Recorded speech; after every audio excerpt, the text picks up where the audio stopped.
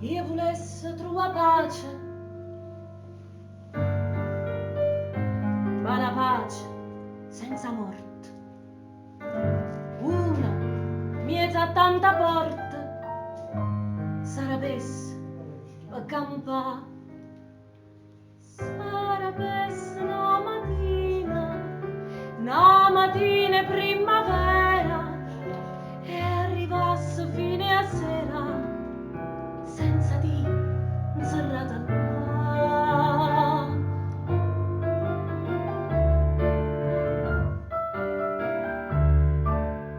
Senza sentire più a gente che dici facci ric, senza sentire l'amica che ti viene a consigliare, senza sentire la famiglia che ti dice ma che fate, senza scendere più a patta che la coscienza e la dignità, senza leggere un giornale che notizia impressionante che non vuoi per tutto quanto e non tiene che ci fai. Io volesse trovare pace, ma una pace senza morte, una miezza tanta porta sarebbe per campare, sarebbe una